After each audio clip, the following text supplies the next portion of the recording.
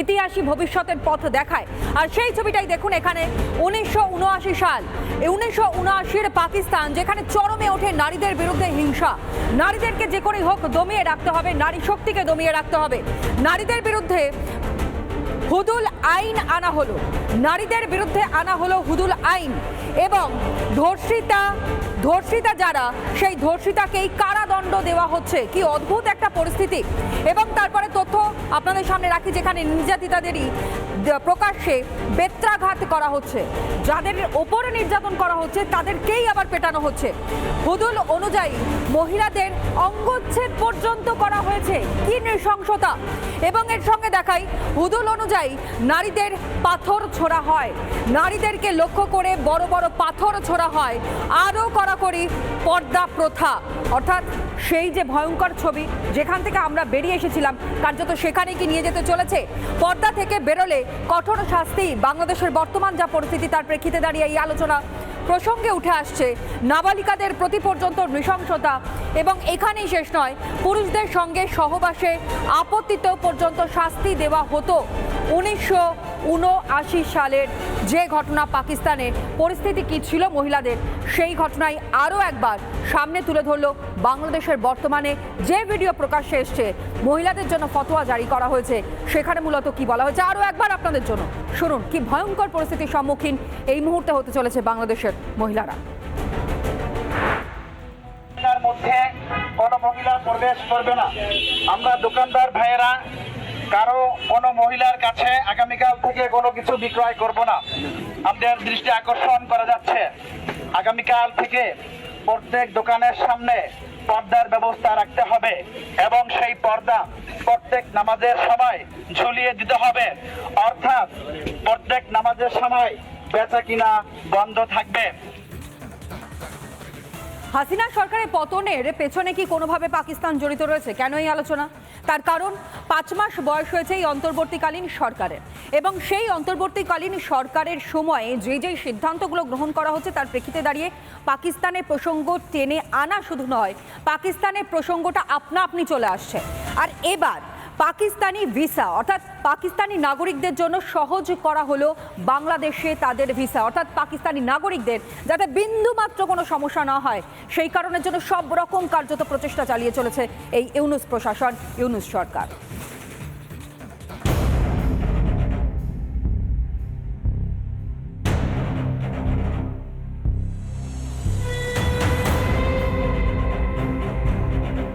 হাসিনাকে দেশ ছাড়া করার আসল উদ্দেশ্য কি ছিল? ভারতের সঙ্গে সুসম্পর্ক নষ্ট করে পাকিস্তানের জন্য রাস্তা খুলে দেওয়া? পাকিস্তানের হয়ে যে কাজ করছেন বাংলাদেশের প্রধান উপদেষ্টা ইউনূস, সেটাই স্পষ্ট হলো আরও একবার। পাকিস্তানিদের জন্য বাংলাদেশের ভিসা পাওয়ার রাস্তা আরও সুগম করে দিল ইউনূস প্রশাসন। 2019 সালে পাকিস্তানিদের ভিসা দেওয়ার ক্ষেত্রে বেশ কিছু কড়া নির্দেশিকা আরোপ করে হাসিনা সরকার। ক্ষমতা দখলের 5 মাসের মধ্যেই সেই নির্দেশকে পুরো উল্টে দিলেন মোহাম্মদ ইউনূস। সুরক্ষা সেবা বিভাগ ক্লিয়ারেন্স না দিলে পাকিস্তানিরা বাংলাদেশের ভিসা পাবে না। হাসিনা সরকারের নোটিফিকেশনটা ডিসেম্বর 2024, এইটার পুরো উল্টো, যা আমরা দেখালাম তার পুরো উল্টো বক্তব্য এই লেটারে। বাংলাদেশের স্বরাষ্ট্র মন্ত্রকের সিকিউরিটি সার্ভিস ডিভিশন বিদেশ মন্ত্রককে একটি চিঠিতে জানিয়েছে পাকিস্তানিদের সহজেই ভিসা দেওয়া হবে, পাক বংশোদ্ভূতদেরও ভিসা মঞ্জুর করতে হবে। বিদেশে বাংলাদেশ দূতাবাসে এই বার্তা পাঠানো হয়। পাকিস্তানিদের প্রবেশ সহজ করতেই এই পদক্ষেপ। শেখ মুজিব চেয়েছিলেন পাকিস্তান থেকে বিচ্ছিন্ন হয়ে বাংলা ভাষার ভিত্তি করে এক ভাষাগত জাতীয়তাবোধের সৃষ্টি, আর ইউনূস চেষ্টা করছেন সেখানে সেই পাকিস্তানের সঙ্গে কি করে সংযোগ স্থাপন করা যায় এবং তালিবানি ব্যবস্থা ফিরিয়ে আনা যায়। বাংলাদেশ মৌলবাদীদের হাতে যাওয়ায় সুবিধা হয়েছে পাকিস্তানের হাত শক্ত করার জন্য ইউনূস সরকারের ভিসা সংক্রান্ত এই নির্দেশিকা তা দেখলেই বোঝা যায়। মৌলবাদীদের দিয়ে ভারত বিদেশ সরানোর পেছনেও যে ইউনূসের ভালোই মদত রয়েছে তাও আজ দিনের আলোর মতো স্পষ্ট। পাকিস্তানের যে সন্ত্রাসবাদীরা বসে রয়েছে, তাদের ছাগলের এখানে বাংলাদেশে 3টি সন্তান দেখা যাচ্ছে। সব থেকে বড় সন্তান ইউনূস, দ্বিতীয় সন্তান তার আইনি উপদেষ্টা ডক্টর নজরুল, এবং তৃতীয় সন্তান হচ্ছে জসিমউদ্দিন রহমানি। তবে এটা নিশ্চিন্ত থাকা যেতে পারে যে ছাগল এবং তার 3 সন্তানকে যথাযোগ্য সময়ে আমরা মুড়িয়ে সন্ত্রাসবাদ দমনের কথা মাথায় রেখে পাকিস্তানিদের ভিসা দেওয়ার নিয়মে কড়াকড়ির ব্যবস্থা করেছিলেন শেখ হাসিনা। মোহাম্মদ ইউনূস এসে পাল্টে দিলেন সেই নির্দেশ। এবার কি পাক সন্ত্রাসবাদীদের আখড়া হয়ে উঠবে বাংলাদেশ? পাকিস্তানিদের অবাধ যাতায়াতে সন্ত্রাসবাদী কার্যকলাপ বাড়বে বলে আশঙ্কাও তৈরি হয়েছে। রিপাবলিক বাংলা। পাকিস্তান নিয়ে আলোচনা করতে হচ্ছে বাংলাদেশের বর্তমান পরিস্থিতির প্রেক্ষিতে দাঁড়িয়ে, কিন্তু এই ইউনূস প্রশাসনের কেন বাংলাদেশের সঙ্গে সঙ্গে পাকিস্তানের প্রতি এত প্রেম জাগছে? কেন, কোথায় কোথায় সেই সম্পর্ক রয়েছে? একবার সেটাও আপনাদের সামনে আমরা তুলে ধরবার চেষ্টা করি এই বিগ বলে, যেখানে ইউনূস আসবার পর থেকে পাকিস্তানিদের মদদ দেওয়া, তাদের ভাবধারা, তাদের চিন্তাধারাকে নিয়ে কোনো একটা পদক্ষেপ গ্রহণ করা, এবং সেটার কারণ কি? ইউনূসের পাকিস্তান প্রেম, যেখানে জামাতে নিষেধাজ্ঞা প্রত্যাহার করে নেওয়া হয়েছে, অর্থাৎ ইউনূস প্রশাসন আসবার পরেই জামাতিদের ওপর থেকে নিষেধাজ্ঞা কিন্তু বের করে দেওয়া হয়েছে। সঙ্গে জানাই, যেখানে মুক্তিযুদ্ধের ইতিহাস মোছার চেষ্টা চলছে, এর সঙ্গে তথ্য বঙ্গবন্ধুর মূর্তি পর্যন্ত ভেঙে গুড়িয়ে দেওয়া হয়েছে। বঙ্গবন্ধুকে রিলেট করে যদি কোনো ভাস্কর্য থেকে থাকে সেটা পর্যন্ত ভেঙে চুরে ছাড়কার করে দেওয়া হয়েছে। বঙ্গবন্ধুর ইতিহাস কার্যত মোছার মরিয়া চেষ্টা। কেন এই তথ্য? এরপর ব্রেকিংয়ে কিন্তু আরও জানাবো, যেখানে সিলেবাসে পাকিস্তানের ইতিহাস রাখা হচ্ছে। সঙ্গে আপনাদের দেখাই, মুক্তিযুদ্ধ পরবর্তী পাকিস্তানের প্রশংসা পর্যন্ত করা হচ্ছে। পাকিস্তানে এত ভালো বন্ধু কি করে হয়ে গেল?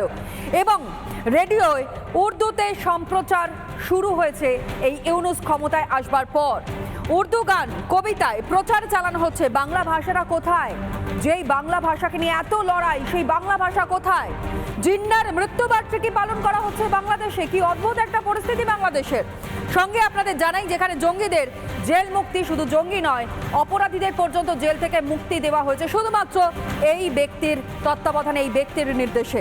পাক হাই কমিশন এবং খালেদার মধ্যে বৈঠক ইতিমধ্যে সম্পন্ন হয়েছে। এই ব্রেকিং ও রিপাবলিক আপনাদের সামনে তুলে ধরেছে। পাকিস্তানের সঙ্গে সুসম্পর্কের বার্তা দেওয়া হয়েছে। কেন? বন্ধুত্বপূর্ণ সম্পর্ক আরও বাড়িয়ে দেবার জন্য। আর যেমনটা আপনাদেরকে জানাচ্ছিলাম যে বঙ্গবন্ধুর যাতে কোনো অস্তিত্ব বাংলাদেশে না থাকে, তার জন্য মরিয়া চেষ্টা, উঠে পড়ে লেগেছে ইউনূস প্রশাসন। যেই টাকা ব্যবহার করা হতো, সেই টাকাতে পর্যন্ত বঙ্গবন্ধুর যে ছবি, সেই ছবি তুলে দেওয়ার চক্রান্ত করা হচ্ছে। ব্রেকিং আপনাদের সামনে রাখছি, যেখানে বাংলাদেশের টাকায় মুজিবের মুখ সরানোর ছক। টাকায় থাকছে না মুজিবের মুখ, এমনকি নতুন করে নোট ছাপানোর প্রক্রিয়া শুরু। 20, 100, 500, 1000-এর নতুন নোট ছাপা হবে। নতুন নোটে জুলাই দ্রোহের ছবি থাকবে। ইতিহাস ভোলাতে চাইছে ইউনূস সরকার। মুজিবকে মুছে ফেলার গভীর ষড়যন্ত্র ইউনূস সরকারের। বাংলাদেশের অর্থনীতি শেষের চেষ্টা চলছে। অর্থনীতি শেষ করতে চাইছে কি ইউনূস? আর এর প্রভাব গোটা বিশ্বের অর্থনীতিতে পড়বে, যেখানে বাংলাদেশ মুখ থুবড়ে পড়বে। সেই বিষয়টা আজ কি কোনোভাবে করতে পারছে এই ইউনূস? তুগলকি সিদ্ধান্তে কার্যত ধস নামতে পারে বাংলাদেশে। বঙ্গবন্ধুর স্মৃতি মুছতে কেবলমাত্র মরিয়া চেষ্টা চালানো হচ্ছে।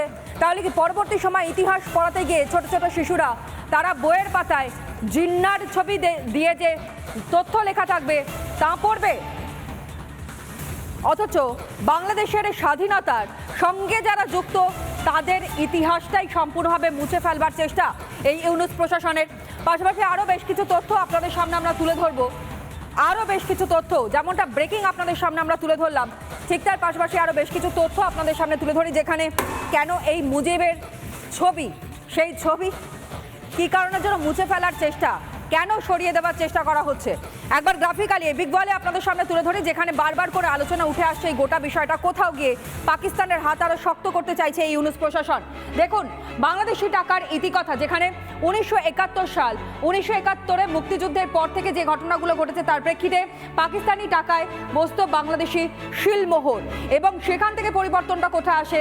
1972 সাল, যেখানে বাজারে আসে বাংলাদেশের নিজস্ব মুদ্রা, একটা দেশের পরিচয়, এবং সেখান থেকে স্বাধীন রাষ্ট্রের মুদ্রা সামনে আনা। 72-এই ভারতে ছাপা হতো বাংলাদেশি নোট। ভারতের বিরোধিতা তারা করছে, কিন্তু সেই ভারত কতটা বাংলাদেশকে উপকার করেছে সেটা ভুলে যাচ্ছে তারা। নোটের নিরাপত্তা নিয়ে কার্যত প্রশ্ন ওঠে। 1972 সালে ইতিহাস আপনাদের সামনে তুলে ধরছি।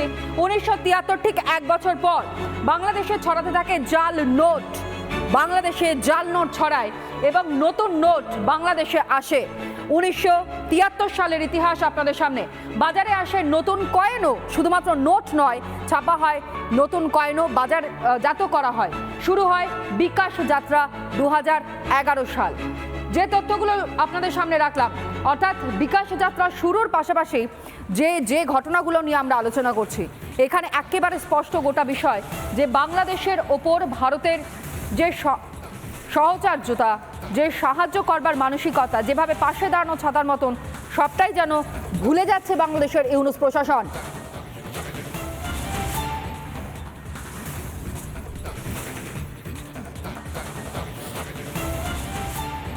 নানা ধরনের কন্টেন্ট দেখার জন্য লাইক করুন, শেয়ার করুন আমাদের ফেসবুক পেজ, সাবস্ক্রাইব করুন আমাদের ইউটিউব চ্যানেল।